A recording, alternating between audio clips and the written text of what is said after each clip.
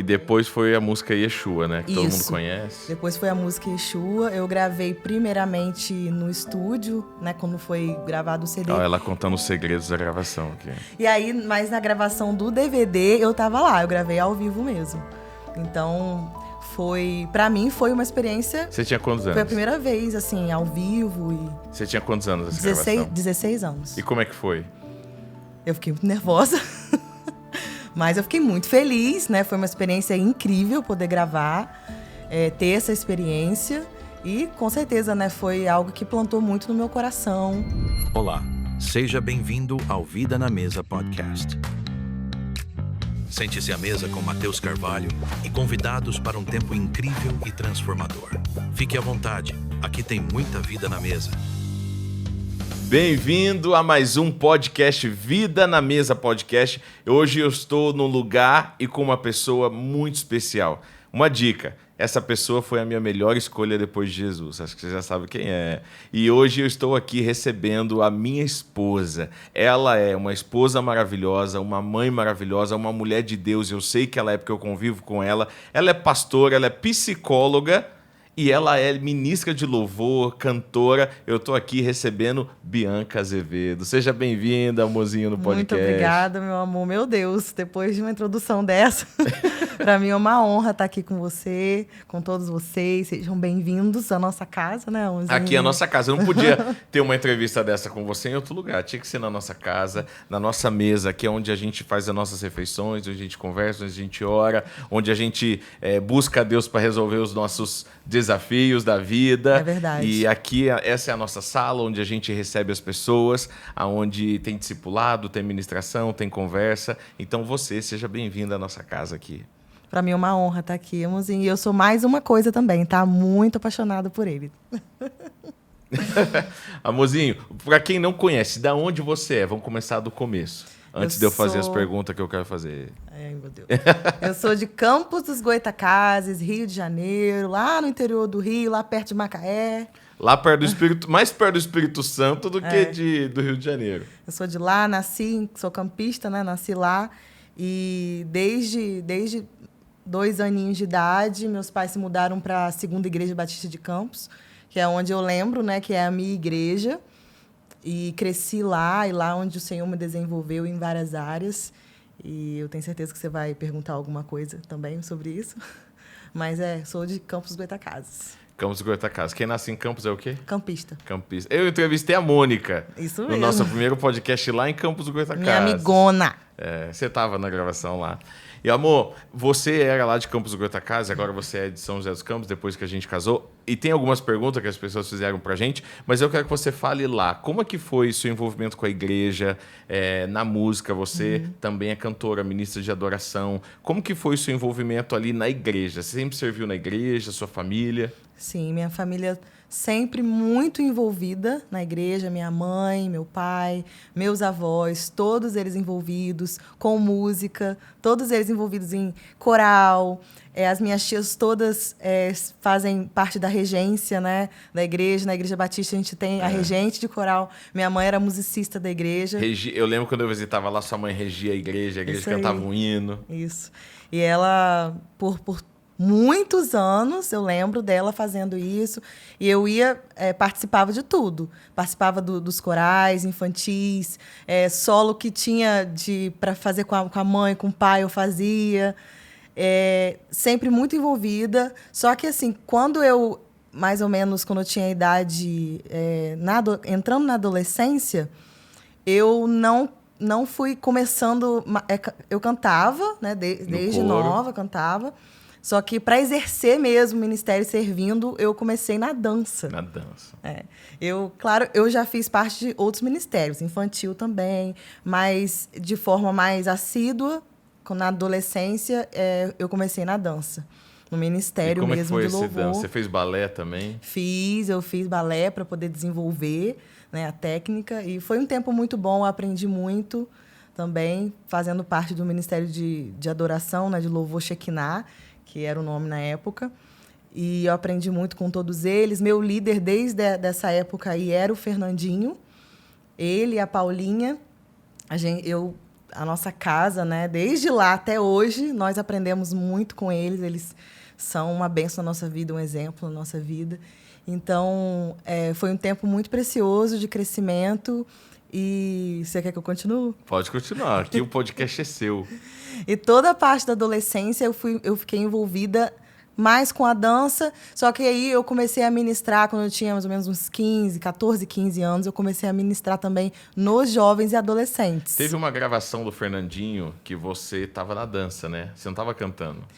Eu já cantava um pouco na igreja, nos adolescentes e jovens, mas eu estava assim. Na gravação dele, qual foi o álbum? No segundo álbum dele, no álbum Faz Chover, eu dancei. Não foi aquele álbum que tem umas músicas de Israel? Isso mesmo. Então dá pra você acompanhar esse. A Bianca tá lá dançando. Tô lá dançando de cabelo curtinho. Essas músicas, e Se Não For Pra Te Adorar também, eu participei na dança. E no próximo álbum dele, que foi o Abundante Chuva, eu tive a oportunidade de participar, de fazer uma participação cantando. E como foi isso? Foi uma experiência muito grande, que foi a minha primeira vez, né? Não, na verdade foi a segunda vez. Porque a primeira vez eu era mais nova e a igreja, o Fernandinho estava organizando uma gravação com os ministros da igreja, o CD da igreja, Somos Um. E eu pude participar de uma música que a minha mãe estava ministrando. Que legal. Exaltarei o Teu Nome, a música. E aí eu lembro que eu era novinha e eu iniciei a música e ela continuou ministrando. Então foi uma experiência incrível para mim também. E depois foi a música Yeshua, né? Que todo mundo conhece. Depois foi a música Yeshua. Eu gravei primeiramente no estúdio, né? Quando foi gravado o CD. Ela contando os segredos da gravação aqui. E aí, mas na gravação do DVD, eu tava lá. Eu gravei ao vivo mesmo. Então, para mim, foi uma experiência... Você tinha quantos anos? Foi a primeira vez, assim, ao vivo e... Você tinha quantos anos essa gravação? 16 anos. E como é que foi? Eu fiquei muito nervosa, mas eu fiquei muito feliz, né? Foi uma experiência incrível poder gravar, ter essa experiência e, com certeza, né, foi algo que plantou muito no meu coração. Nessa época, eu lembro que eu já estava orando, pedindo ao Senhor direção em relação à minha vida, ao chamado. Foi o próprio Fernandinho que falou do seminário, o Cristo para as Nações, para mim. Obrigado, Fernandinho. Eu sou grata a Deus pela sua vida, por você ter mandado ela para o CFNA pro resto da minha vida. Eu lembro que desde quando ele falou, ele comentou comigo que a Ana Paula tinha feito seminário lá. E aquilo começou a arder no meu coração, eu comecei a pesquisar sobre o seminário. E desde então, eu estava no ensino médio, eu comecei a orar por isso. Aconteceram muitas coisas, mas eu comecei a orar bem antes sobre o seminário em si. Mas quando que você entendeu que isso seria um chamado? Você queria ter uma outra profissão? Você olhava isso, tipo, tô servindo na igreja, mas acho que, não sei se esse é o chamado da minha vida, assim, a minha principal tarefa, ou uma carreira, até vou seguir isso também como coisa principal da minha vida. Que você quis outra coisa, ou quando você decidiu que isso ia ser? Eu lembro que nessa época eu era apaixonado por missões. E eu falava para minha família, para o meu pai, ele fala isso até hoje, que eu falava isso, que eu não me via num lugar só. Meu Deus, Deus juntou duas pessoas certinho. Eu não me via atrás de uma mesa, eu tinha isso no meu coração, que eu não ia ficar num lugar só.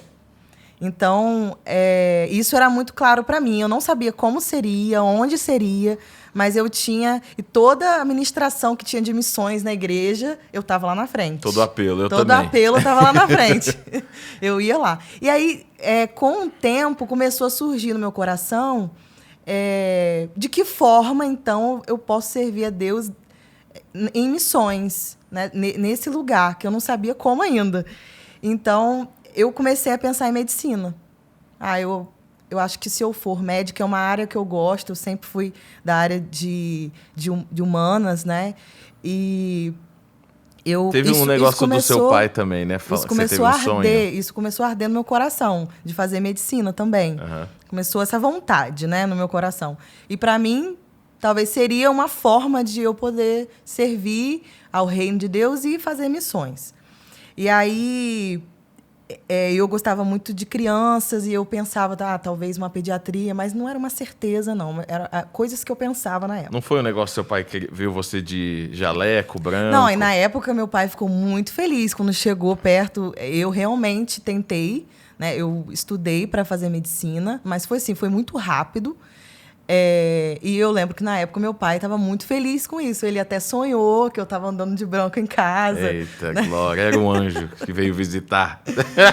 Então, aí eu tentei fazer algumas provas, mas eu não passei naquela época, só que eu já estava com o meu coração, porque eu já estava orando há um tempo sobre o seminário. Eu só não sabia se eu tinha que ir primeiro para o seminário ou fazer a faculdade primeiro. Uhum. Então, nesse meio tempo, eu comecei a orar, né, a jejuar e colocar isso realmente de uma forma intencional em oração. E eu pedi a Deus uma palavra. Boa. Eu pedi a Deus uma palavra, porque... Os sentimentos, às vezes, bagunçam a gente, né? É porque foi um tempo um pouco tenso, né? Eu acredito que né? Essa fase, você tem que praticamente decidir o resto da sua vida. Essa é a sensação, né? Que a gente tem, às vezes... Saindo da adolescência, entrando na juventude. Já tem que decidir o que você vai fazer, que estudar para o resto da sua vida. Então, eu estava me sentindo assim nessa época. Não é assim, não precisa ser assim. E aí, eu lembro que eu estava nessa fase, o que eu faço? E aí, eu orando, pedindo a Deus, o Senhor me deu uma palavra muito clara. E era uma palavra lá em Timóteo, 1 Timóteo 4, que fala exatamente de uma convocação a você exercer o ministério e você se dedicar a isso. De você se dedicar a estudar a palavra e você ensinar essa palavra para as pessoas, mesmo elas sendo jovens. Então, esse texto ele fala muito sobre isso. Foi um texto dado a Timóteo, né?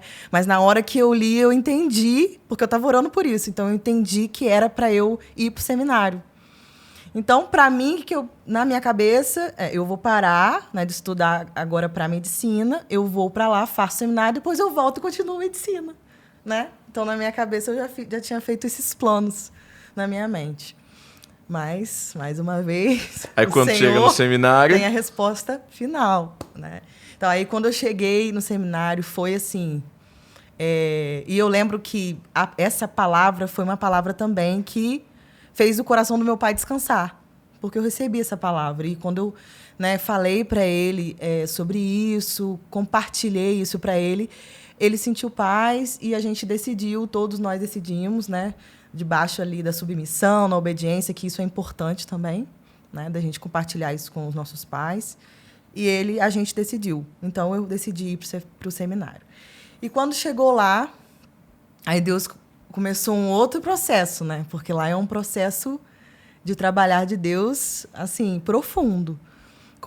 Eu fui para ficar 2 anos, mas fiquei 3. Graças a Deus. Fiz que foi o ano que eu cheguei.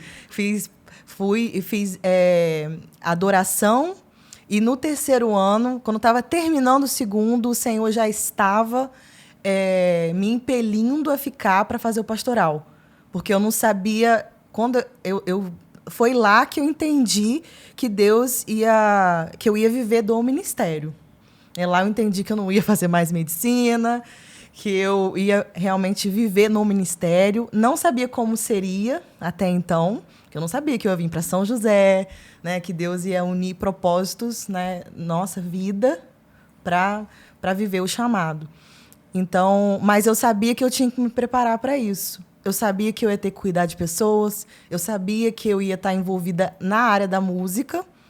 Lá eu comecei a participar da banda de lá, de louvor e adoração, e lá eu aprendi demais sobre adoração, sobre adoração espontânea, sobre essa vida mesmo de adoração, de ministrar para a igreja com liberdade, né? Então, assim, foi uma escola mesmo para mim, em eu todos os lembro sentidos. Quando você estava saindo, eu estava chegando, que a gente vai falar sobre isso, mas uma vez estava no IB, e aí eu não te conhecia, só de oi, tchau, os brasileiros, e aí teve acho que era o Gabe na época, o Gabriel que liderava, Isso. E aí você estava cantando o término de uma música e você começou a fazer um espontâneo, mas foi uma glória de Deus, eu lembro até hoje. E aí você fez em português, Hosana. Hosana.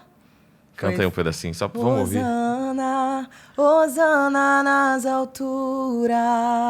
Eu lembro disso. Você lembra? Lembro. Meu Deus do céu, foi um mover ali no IB. O IB é o nome do prédio, mas foi um negócio assim que foi tremendo, assim. Foi muito. Eu lembro disso como se fosse agora, assim. É porque eu lembro que eles davam muito essa liberdade. Eu sabia que você lembrava Eu disso. lembrava, eu lembro desse dia.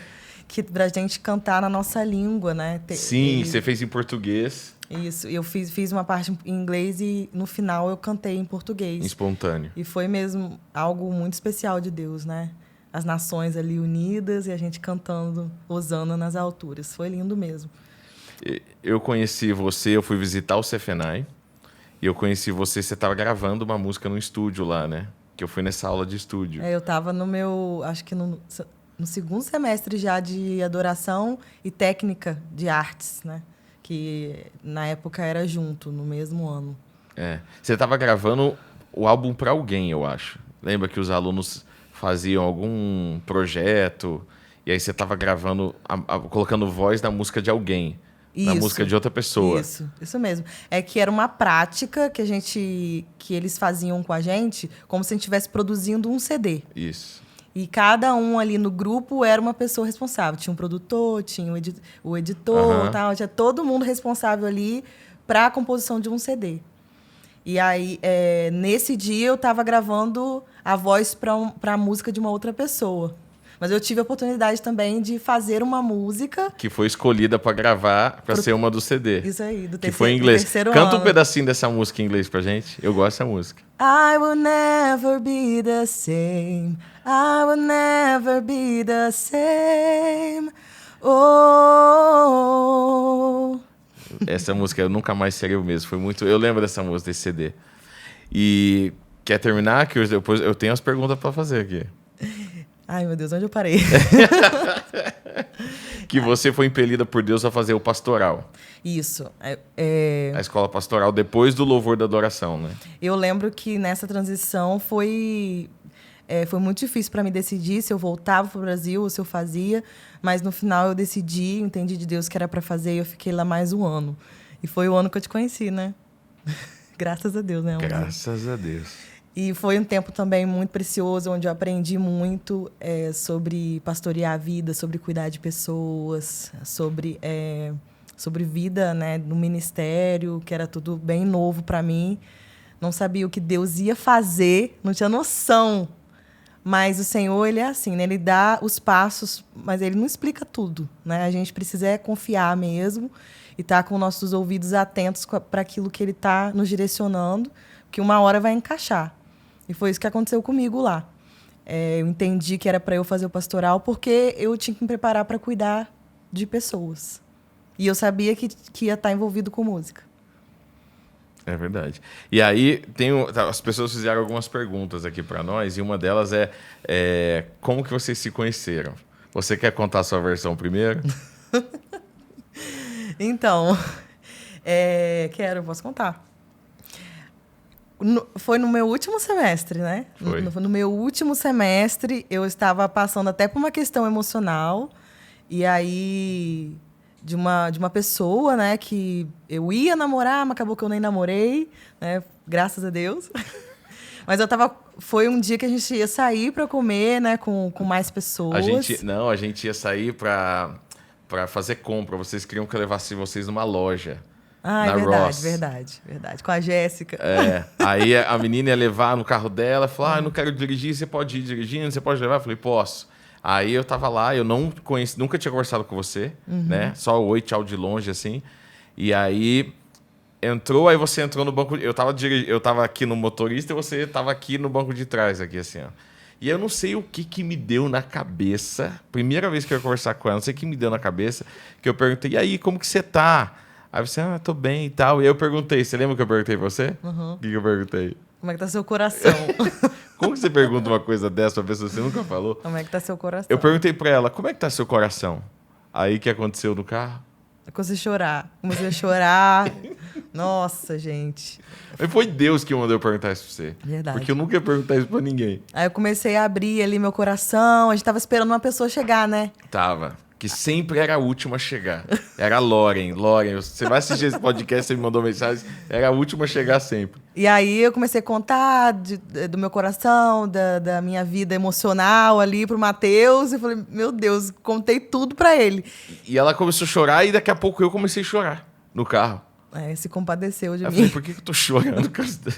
Só sei que ali nasceu uma amizade. Nasceu. Aí a gente chegou na loja, todo mundo foi fazer compra, eu ia esperar as meninas terminar de fazer as compras. E a Bianca, em vez de comprar, ficou ali conversando comigo, sentado no banquinho, né? A gente ficou um tempão conversando. Ficamos conversando. E aí a gente ficou muito amigo, o tempo foi passando. Foi um semestre, né? De amizade, que a gente se conectou. A Bianca não deixava eu abraçar ela de frente. Era a regra do Cefenai, né? Ela cumpria a risca, assim. Não deixava, só assim de lado, assim. Ela abraçava assim, ó. De ladinho. E a gente foi ficando muito amigo, muito amigo, muito amigo. Mas eu lembro de uma situação que eu fiquei com ódio, com uma raiva. Ai, meu Deus. Já vida na mesa. A gente tá em casa, a gente tá na mesa. Mas você vai lembrar. A gente começou a ficar muito amigo, né? Muito amigo, Sim. muito amigo. E aí nada de namoro, nada de identificar, nem nada.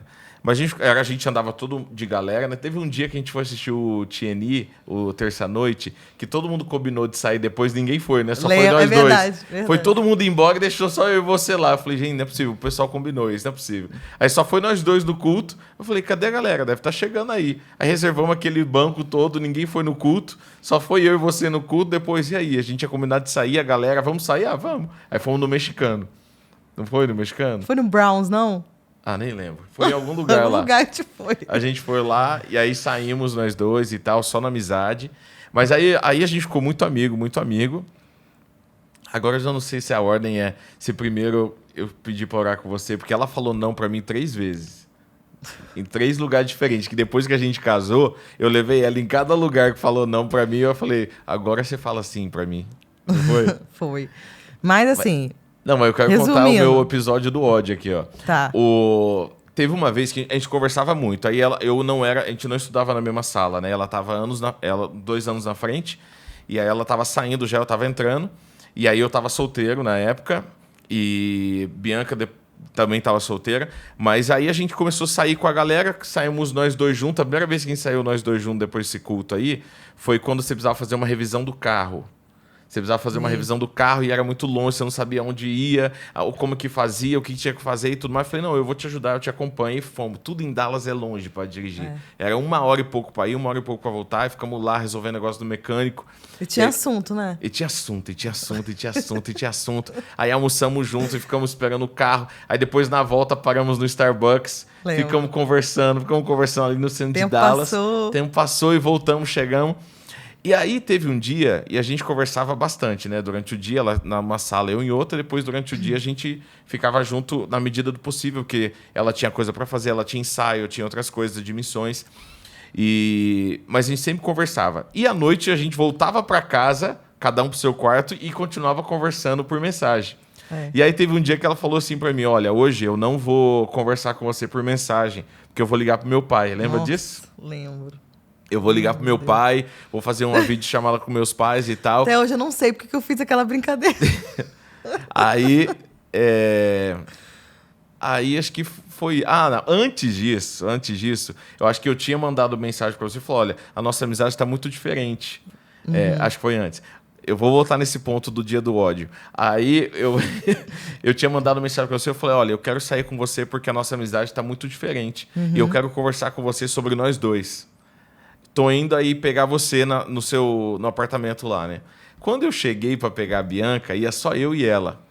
Aí daqui a pouco eu paro o carro, entra outra pessoa no meu carro. Eu falei, ô fulana, o que você tá fazendo aí? Ah não, Bianca chamou eu para tomar um café com vocês. Eu falei, não acredito que ela falou isso. Aí eu esperando a Bianca e nada da Bianca, e ela chegou e sentou atrás. Aí eu não entendi nada. Eu falei, ela tá achando que... Não sei por que você fez isso. Acho que eu tava nervosa, com medo, eu acho. Aí... Eu fui na frente da menina mesmo, tomando café, e falei, olha, eu vejo você, as características da minha esposa e tal. Lembra disso? Lembro. E tal. E eu queria ver se a gente pode começar a orar pra namorar e tal, dar um outro passo no nosso relacionamento. Aí ela falou o quê? Não. Mas não foi um não assim tão... Não foi. né? Foi um não, mas... Eu também vejo. Eu falei pra você. Não, acho que foi na terceira vez que você falou, eu também vejo. Porque na primeira vez você falou, não, eu tô indo embora pro Brasil. Era o meu último semestre. Você ainda fica Eu ainda lá... ia ficar mais 2 anos. Era bastante tempo, né? Resumindo, falou não e tal. E aí depois teve 2... Aí depois disso, teve esse dia que ela falou que ia ligar pros pais dela. E a gente não ia conversar por mensagem. E aí eram 2 pessoas que dormiam nos quartos lá. E aí eu conversando com um amigo meu, peguei no sono, meu celular tava do meu lado assim. Aí daqui a pouco meu celular começa a vibrar. Mensagem, foi a Bianca. Aí a mensagem dela foi o seguinte, você lembra o que você escreveu? Aí pode falar. A mensagem dela assim, ó. Oi, tudo bem? Tá acordado? Aí eu falei, tô acordado. Aí você, já falei com os meus pais. Aí eu falei assim, que legal, como foi a conversa com seus pais e tal? Aí ela, meu pai falou que é só a gente marcar a data do casamento. Olha o que ela falou. Aí eu peguei o celular assim, aí eu joguei meu celular assim na cama e não vi mais meu celular. E fui acordar o menino que morava comigo, que era o Sam na época. Sam, não sei o quê. Olha, a Bianca falou isso. E eu deixei meu celular na cama. Eu não vi se ela tinha mandado mais mensagem ou não. Falei, meu Deus e tal. Eu acho que ela tá gostando de mim. Eu acho que eu tô apaixonado por essa mulher. E tal, não sei o quê. Isso tá mexendo comigo. E tal. Eu comecei a conversar com ele celebrando um besta, né? Um tonto. Aí tal. Aí peguei e tal. Aí ele, deixa eu ver se é uma mensagem. Eu fui pegar o celular. Tinha várias outras mensagens dela. Aí ela, kkkk, estou brincando com você. Aí eu, não é possível. Eu peguei o celular assim... Eu nem lembro o que eu respondi. Eu falei, amanhã a gente conversa. Não, eu sei que foi uma brincadeira imatura mesmo. Foi uma brincadeira imatura. Só que eu acho que eu não imaginava que isso ia deixar você tão magoado, tão nervoso. Porque, assim, é uma brincadeira. Como que eu ia falar com os meus pais algo que a gente nem tinha conversado? Não, algo tipo, que de não, casamento. a gente tinha conversado e eu tinha levado um não. Mas a gente não falou de casamento, nem de namoro. Então, como é que eu ia falar? A gente não tava nem namorando. Mas eu não devia ter feito, não. Mas foi bom. Hoje foi bom. Por quê? Nossa, eu fiquei bravo. Eu fiquei muito bravo. Eu lembro disso. Aí a gente saiu pra conversar. Aí saiu só nós 2. Aí eu pedi perdão pra aí eu você. Falei pra ela. Eu falei do lugar da raiva, assim. Falei assim, não é você a mulher que Deus tem pra mim, porque eu não brinco com o sentimento das pessoas e você tá brincando com o meu sentimento. Nossa, eu falei na raiva, assim. Mas depois a gente conversou, a gente era melhores amigos, né? E aí a gente não parava de conversar. Não parava de conversar. Aí eu falei, a nossa amizade está muito diferente, vamos dar um outro passo. Aí você, não. Aí terceira vez, não. E aí os pais dela vieram, teve a formatura e ela voltou pro Brasil. Eu falo pra ele que o meu coração não estava preparado pra ele. Não estava bem completo pra ele. Porque eu acho que eu ainda estava... Colou, hein? Mas eu acho que eu ainda estava emocionalmente preparada para um novo relacionamento, até porque eu ia embora para minha cidade, né, para Campos, e você ia ficar lá mais 2 anos. Então, eu acho que isso... eu também fiquei com medo, né, de começar um outro relacionamento e ficar à distância. Então, eu tinha entendido que não. Só que eu lembro que eu fiquei bem mexida. Eu fiquei bem mexida na época. Eu fiquei assim, gente, será que eu estou perdendo o melhor de Deus para mim? E eu lembro que quando eu fui embora, eu fiquei com aquele pontinho de dúvida e de arrependimento dentro do meu coração. Mas eu coloquei nas mãos de Deus e falei, se for para ser, um dia vai ser, né? E aí fomos seguindo nossas vidas, né? E aí a Bianca voltou, e aí ela foi seguindo a vida dela, eu fui seguindo a minha vida. Acabou que eu acabei começando um outro relacionamento e ele também. Eu também. Isso não é exemplo, tá? Eu falo pros adolescentes, espera. Mas... E aí, beleza. Só que a gente se encontrava todo ano, né? Numa só voz, a conferência que a gente fazia e tal. E a Bianca me escrava louvor. Aí eu lembro que eu estava relacionando com uma pessoa, mas eu sentia que não era aquela pessoa de Deus para mim. E aí eu orei em propósito com Deus e sentindo. E depois da conferência com uma só voz, eu ia terminar aquele relacionamento que eu sabia que não era o que Deus tinha para mim. E a Bianca estava namorando na época também. E aí eu lembro que o Larry e a Dev Titus, né, que já cuidava de mim há alguns anos, vieram ministrar nessa conferência. E aí eles conheciam a pessoa que eu estava relacionando na época e tal. E aí acabou a conferência, ela me chamou para tomar café no dia seguinte. E aí ela falou, senta aqui. A Dev era bem firme, ela, né? Aí ela falou, senta aqui. Aí sentou eu na frente, ela e o Larry na minha frente, assim. Aí eu falei, tudo bem e tal. Eu falei, ela vai dar uma bronca, alguma coisa não agradou ela na conferência. E ela falou assim, eu tenho uma coisa para falar para você, eu quero que você preste atenção. Na hora eu falei, meu Deus, o que eu fiz na conferência? O que faltou? Será que aconteceu alguma coisa? Alguma ministração foi meio ruim, meio torta? O que aconteceu? Na hora eu só pensei na conferência. E aí ela falou para mim a palavra assim, a pessoa que você está namorando não é a pessoa de Deus para você, e nem você é a pessoa de Deus para ela. E ela nem sabia que eu estava orando e já tinha sentido que não era a pessoa certa e tal. E aí o Larry falou assim, quem é aquela moça que estava ministrando louvor? Aí eu comecei a rir na hora. Aí eu falei, a Bianca, ela é a mulher de Deus para você. Aí eu comecei a rir na hora. Mas quanta ousadia, muita ousadia, né? muita ousadia. E aí eu falei, meu Deus, tal, mas não, a Bianca tá namorando e tal.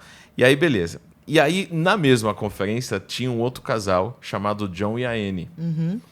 E aí foram para uma casa, fomos levar eles na praia e tudo mais. E aí eu lembro que a Annie falou, liga pra Bianca aí.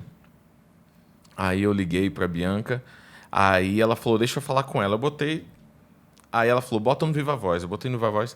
Aí ela falou assim, Bianca, o Matheus tem algo para falar para você. Eu falei, o que eu tenho para falar com a Bianca? Eu não tenho nada para falar com a Bianca, não. Aí ela falou, não, tem sim. Mas ela falou primeiro para mim. Ela falou, Falou, ela deu uma introdução. Ela falou mas eu não sabia o que ela ia fazer, né? Entendi.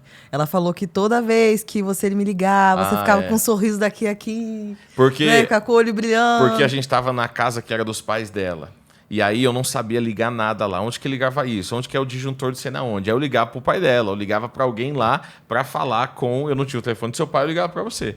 Olha, mas como que liga aqui? Qual é a chave que abre do sei o quê? E só tava eu e os dois americanos. E eles querendo fazer as coisas, eu não sabia nem onde era a porta onde abria a garagem, nada.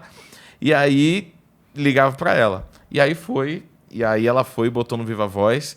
E aí ela falou, Matheus tem que falar um negócio para você, não sei o quê, porque você tá dentro do coração do Matheus, alguma coisa assim. Aí você tá doida. Aí eu comecei a falar com ela. Aí depois, aí eu tava solteiro já. E aí depois a Bianca passou uns dias, ela terminou o relacionamento, mas eu não sabia, né? E aí a mãe dela era regente de coral. Uhum. E desde quando eu conheci a mãe dela, eu fiz faculdade de música, né? E eu tinha uma partitura de coral da música do Kirk Franklin, que até hoje eu não dei pra minha sogra ainda. E aí ela falou pra você, né? Fala pro Matheus me mandar essa partitura. Manda uma mensagem pro Matheus, fala pra... Mamãe. Aí a Bianca mandou uma mensagem, falou, minha mãe tá aqui pedindo uma partitura e tal, falou pra você mandar aqui. Aí eu, tá bom e tal. Aí eu falei com ela, tudo bem, como que você tá? Como que tá seu coração e tal? E aí ela falou, eu tô bem e tal, eu tô no momento que eu estou solteira agora e tal. Eu falei, eu também. Aí eu, meu Deus, será? E aí aquilo começou a mexer com o meu coração e tal, mas aí tiramos isso meses depois. Eu fui na casa dela para uma conferência que ia ter, que eu ia traduzir uns americanos. E aí eu pedi para orar, né, com você e oramos 3 meses. Isso depois de meses que a gente terminou, depois mais 3 meses orando. Exatamente. Ele foi pedir pro meu pai para começar a orar comigo. Achei isso lindo. Aí depois voltei, pedi para namorar e foi quando a gente deu um primeiro beijo, dia 5 de março. Eu lembro, de 2015, né? Isso, 2015. De 2015. Isso mesmo. E depois de 1 ano e pouquinho, depois de 1 ano e 1 mês, né? E a gente casou. A gente casou. Eu quero responder algumas perguntas que vocês perguntaram. E depois nós casamos e o Larry fez o nosso casamento. E estamos aqui. Teve uma pessoa que perguntou assim... Aqui, ó. Como vencer o medo de crer novamente depois de uma perda tão grande? Se você não sabe, eu e Bianca, depois eu vou deixar o link na descrição desse vídeo, de uma perda que nós tivemos de 2 bebês. Uhum.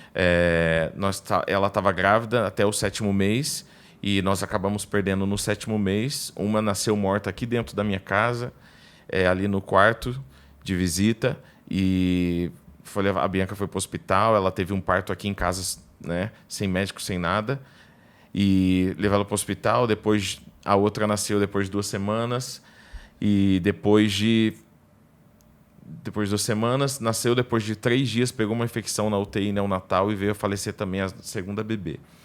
E foi um tempo bem difícil. Eu lembro que quando aconteceu tudo isso, a gente estava sentado aqui na sala, e aí eu falei assim, por que com a gente? Aí a sua mãe falou assim, por que não com vocês? Mas eu lembro que nesses dias você ficou trancada no quarto o dia inteiro, por uns 3, 4 dias. E você cantava o dia inteiro, cantava o dia inteiro. E como é que foi para você isso, esse tempo? Foi muito difícil. Foi bem difícil. Na verdade, no início eu nem cantava, não conseguia nem falar. Colocava música. Eu só colocava música e ouvia, né? Deixava aquilo entrar no meu coração, porque eu sabia que eu precisava daquilo, né? Que não ia adiantar eu me isolar de outra forma, né? Se fosse para se isolar, teria que ser na presença de Deus mesmo. Então, eu me dei esse espaço para chorar na presença de Deus, para colocar, derramar o meu coração ali. Eu nem perguntar o porquê eu perguntava. Acho que Deus já, dentro de mim, já ouvia as minhas indagações. Só chorava mesmo. E aí, depois eu comecei a cantar as músicas. Eu lembro que eu cantei muito a música Vai Valer a Pena. Assim, vai valer a pena. No início, ela é bem aquela... Não compreendo os teus caminhos, mas te darei a minha canção. Doces palavras te darei. Então, mesmo na dor, mesmo na tristeza, eu escolhia dar o meu louvor ao Senhor. E ali Deus foi tratando meu coração, me curando. Eu lembro que nessa fase foi a fase que eu escrevi uma música de gratidão ao Senhor. Foi. Que eu sempre tive muito vontade de escrever uma música de gratidão. E foi no momento da minha vida mais difícil que eu consegui escrever. Eu escrevi essa canção. E eu também escrevi uma canção para as minhas filhas. Que eu acho que foi uma forma também de eu assimilar tudo que estava acontecendo. Era o que eu precisava falar para elas, tá naquela canção. E falar para Deus também. Então, você lembra um pouquinho dessa canção? Para as meninas? Eu lembro. Canta um pedacinho. Eu não sei se eu vou conseguir. Tá, eu vou... Minha linda flor, há quanto tempo te esperei, nosso jardim, seu pai e eu regamos pra te receber. Eu canto pra uma filha, mas eu tô cantando pras duas, né? Como se fosse uma pra cada uma. Então, nessa canção e no refrão eu canto, mas eu sei que vocês estão num lugar melhor, dançando no jardim do Senhor. E eu sei que um dia, em breve, eu poderei estar com vocês, eu vou ver vocês lá.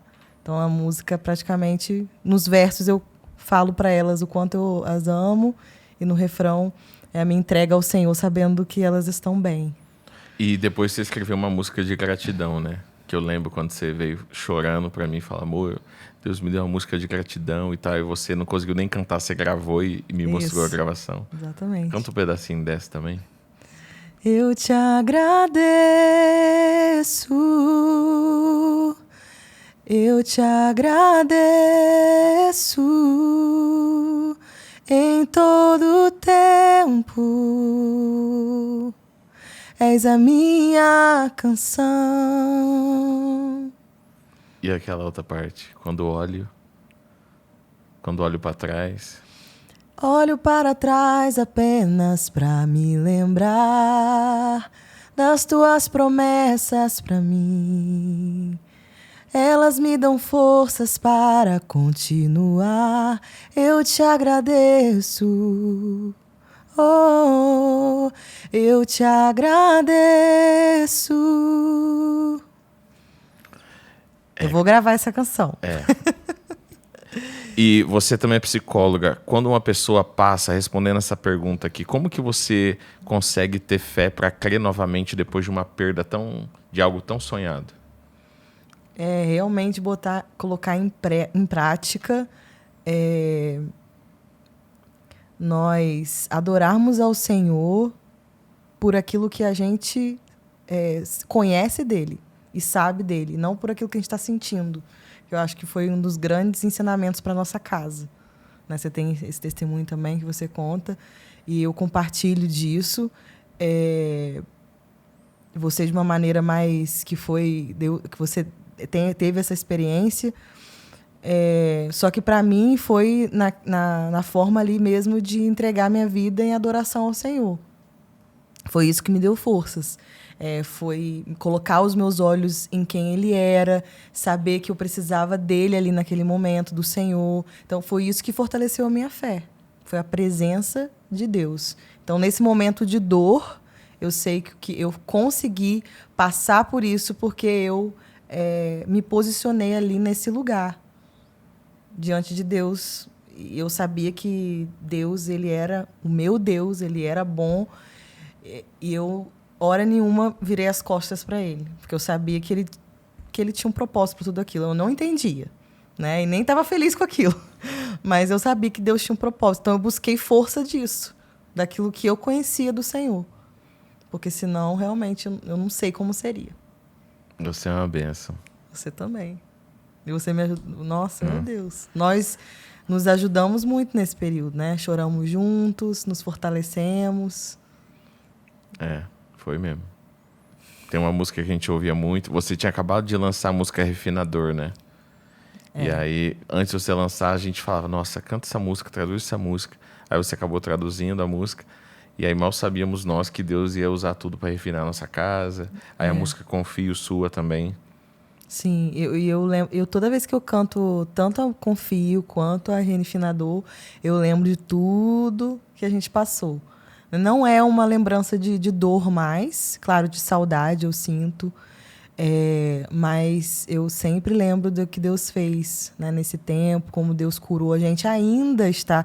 É um processo, né, gente? Às vezes a gente lembra, chora, mas não é mais doloroso, mas é uma saudade que fica no nosso coração.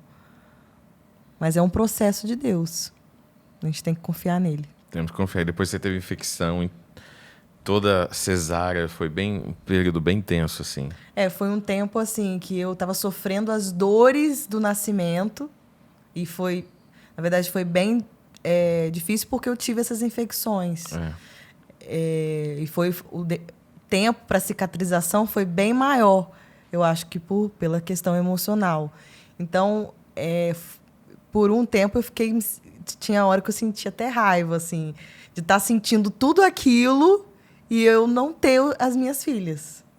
Eu acho que o mais difícil, o leite desceu no dia que a Radassa faleceu. A nossa segunda filha que estava na incubadora, ficou 3 dias. No terceiro dia, o leite desceu, porque eu fiquei ali, né, tirando o colostro para poder dar para ela. O que eu conseguia, a gente dava para ela. Eu sabia que era bom para ela, né?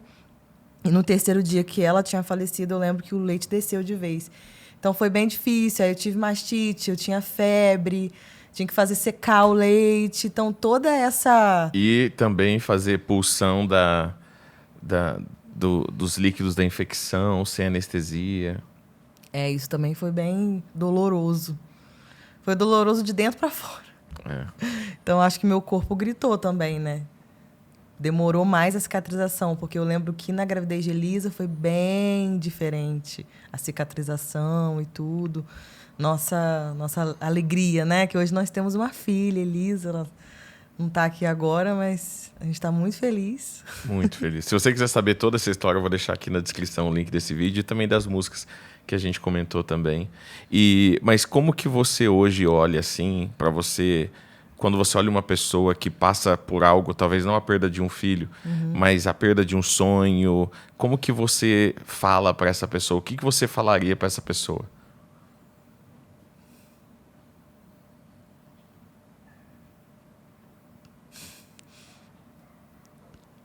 Peraí, gente.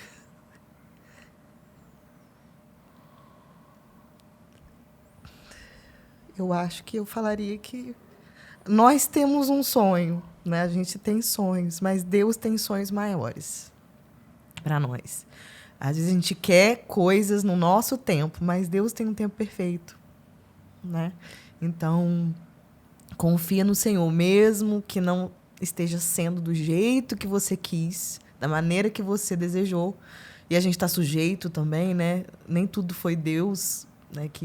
Claro que está tudo debaixo da vontade dele, mas da gente confiar em que Deus ele é especialista, né? Em transformar tudo e fazer o melhor, né, no meio de todo o processo, e transformar a dor, nossa dor, num testemunho, quando a gente se abre para isso, claro. Então, se você está passando por um momento como esse, difícil, que você não queria estar passando, não vire as costas para o Senhor. Ele tem o melhor, Ele é soberano, Ele sabe o que é melhor para nós. E Ele está disposto a transformar esse momento de dor, de dificuldade, em algo grande, um testemunho grande, forte, um aprendizado muito forte na sua vida. Eu lembro quando Paulo fala, né? Se alegre na tribulação, porque ela produz esperança, fé, ela produz maturidade. Então, você vai sair disso mais maduro e pronto também para poder abençoar outras pessoas através desse testemunho que Deus te deu. É verdade. Isso aí. E Acho que eu falaria sobre isso. chamado, como que você entende o seu chamado com Deus, assim? Como que você pode também ajudar uma pessoa a entender o chamado dela? Eu entendo que nós temos uma missão como filhos de Deus, cristãos, que é o ID do Senhor, ID fazer discípulos. Essa é a nossa missão principal, que a palavra de Deus nos instrui, que Jesus nos deixou essa missão.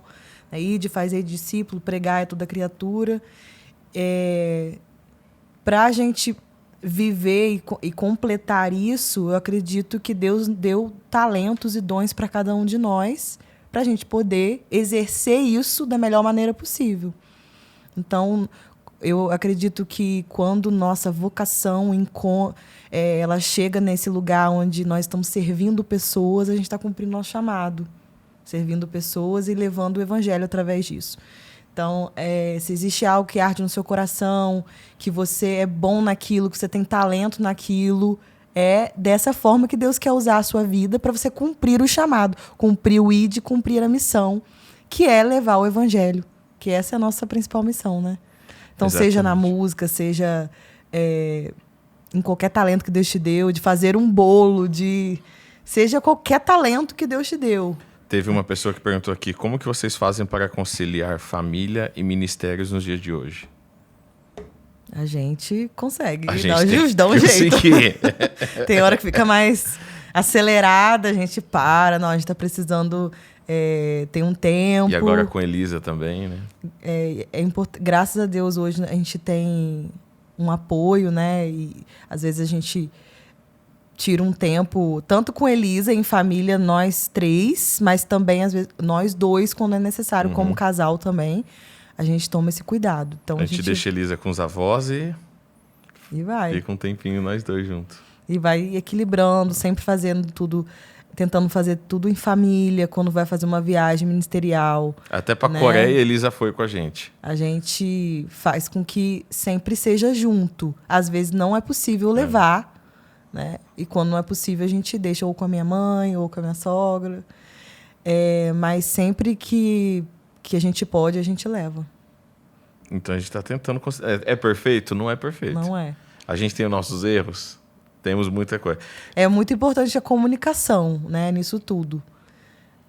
Se comunicar bem, realmente falar do seu coração, como você tá, não deixar também coisas guardadas assim.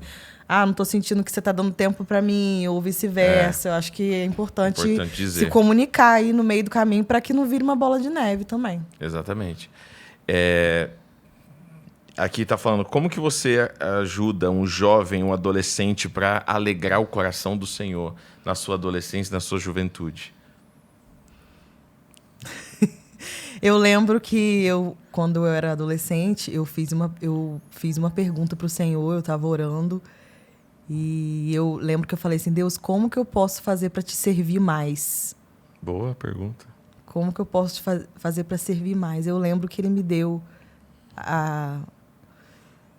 duas palavras. Eu lembro que ele me deu uma palavra que era dos fins dos tempos, que o amor de muitos se esfriaria, mas era para eu permanecer com o coração no lugar certo, ou seja, amando ao Senhor e com a expectativa da volta dele. Então eu tinha isso muito forte no meu coração, porque eu lembro que uma vez eu falei isso com um adulto, e aí ele falou, mas Deus fala que está voltando há muito tempo. Meu Deus, em vez de ajudar. E o Senhor, naquele momento, eu acho que ele selou, né? Embasou esse anseio no meu coração de continuar ansiando pela vinda dele, de ter esse arder no coração. E o outro texto que ele me deu fica lá em Deuteronômio 28, que são as bênçãos da obediência. Deus, como que eu faço para te obedecer mais, para te servir mais? Né? Que essa foi a pergunta. Eu quero agradar ao Senhor. E esse texto fala sobre as bênçãos da obediência.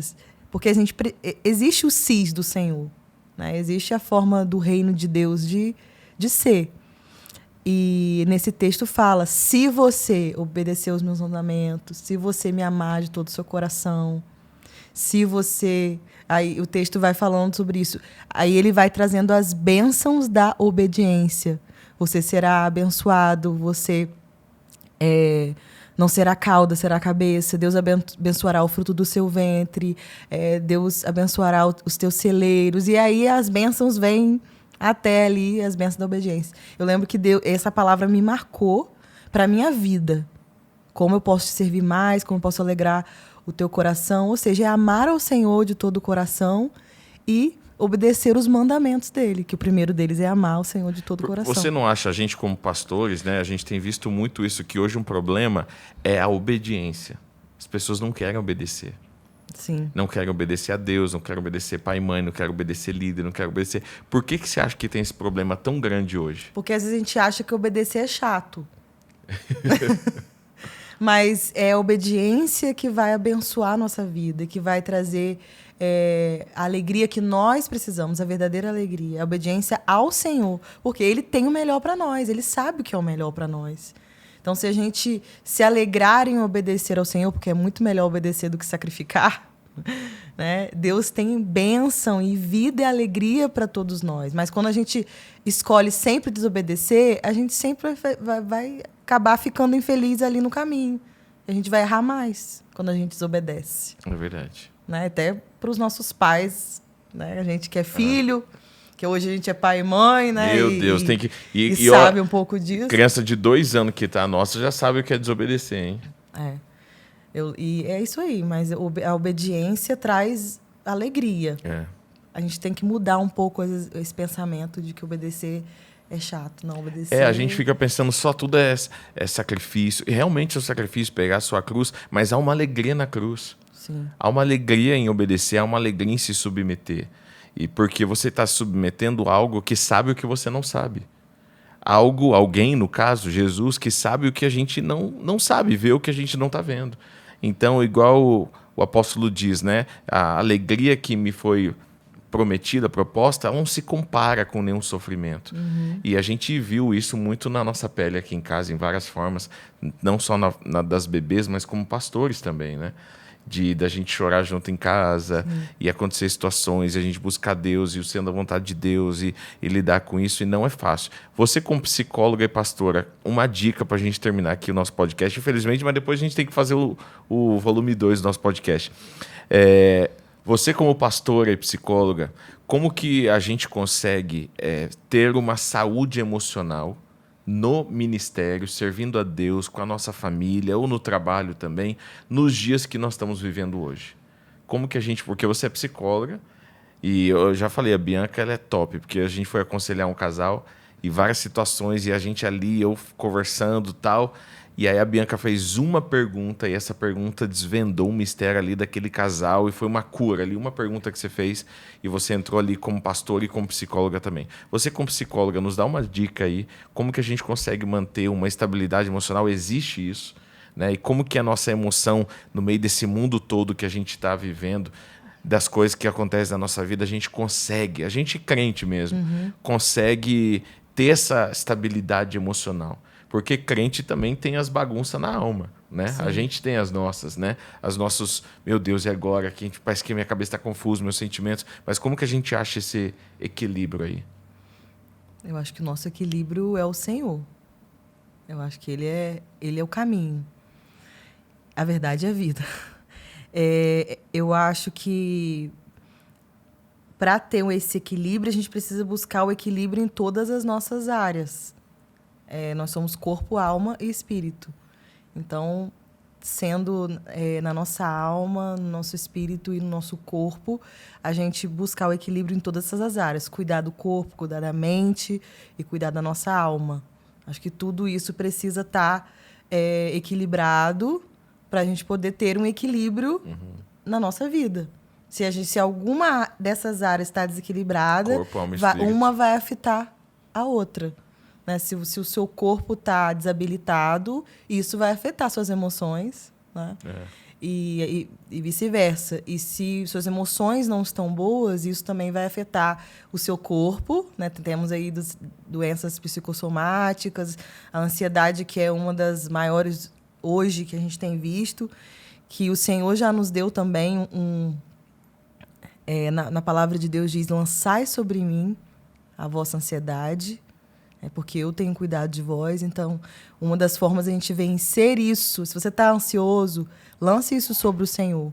Tem lugares da alma que só o Espírito Santo vai acessar, vai curar, vai trazer libertação, cura. E se você precisa se você sente que você precisa de ajuda, busque ajuda. Tudo bem você buscar um lugar seguro, alguém para conversar, um psicólogo, né? E às vezes você precisa de um psicólogo e de um pastor também, porque o pastor, são lugares diferentes ali, né? O pastor vai orar por você, vai te dar uma direção ali da palavra, o psicólogo vai te ouvir, vai te ajudar emocionalmente em algumas áreas, discernir coisas, a se descobrir, naquele lugar para você poder falar, né? Muito da cura vem da fala, às vezes você descobre coisas sobre o seu sentimento que você nem sabia, porque você estava ali naquele lugar de abertura para você falar, simplesmente falar. Então, é realmente buscar o equilíbrio em todas essas áreas. É fácil? Não é fácil. A gente tem tentado buscar isso, né? A gente também é de carne e osso. Eu acho que é algo constante. É buscar o equilíbrio, né? Cuidar do corpo, cuidar da mente, né? E cuidar do espírito. Então, tudo isso precisa estar no nosso radar para a gente conseguir ter esse equilíbrio. Isso. E para terminar, a gente pode esperar um álbum novo aí chegando ou não? Sim, com certeza. Já tem músicas prontas, né, no forninho já, lindas e abençoadas aí, que o Senhor já nos deu. E a gente, não vejo a hora de poder compartilhar isso com vocês. Se Deus quiser, no segundo semestre a gente vai gravar. A gente está aí planejando ver o melhor momento, mas vai ser esse ano em nome de Jesus. Em nome de Jesus. Em nome de Jesus. Foi um momento muito especial. A gente fez um retiro, né, de composição. Algo que eu sempre tive o desejo de fazer. E o Nelsinho, da ONI, falou um pouco sobre isso com a gente. Incentivou. Né? Ele veio com esse assunto, né? E eu acho que ele nem sabia que eu tinha esse desejo. E foi algo muito especial, que Deus agiu ali de uma maneira que eu nem imaginava que ia ser. E foi benção demais. Deus separou pessoas específicas, né, para estar ali com a gente. Foi um tempo incrível. Amor, te amo. Obrigado por ter vindo aqui no meu podcast. Também te amo muito. Deus te abençoe. E eu sou o seu maior fã. Obrigada, mozinha. Eu que agradeço por essa honra de poder estar aqui compartilhando um pouquinho, contando um pouquinho da nossa história. Tem muita mais coisa para contar, né? Tem muito mais coisa, mas aí a gente Deixa marca para o próximo podcast que a gente vai continuar esses assuntos. Te amo, Deus abençoe. Também Deus abençoe você. Obrigado por sentar à mesa conosco aqui na nossa casa hoje. Muito obrigado. E continue, porque tem próximo episódio e tá incrível. Você não pode perder. Te vejo no próximo episódio do podcast Vida na Mesa Podcast. Até o próximo. Deus abençoe.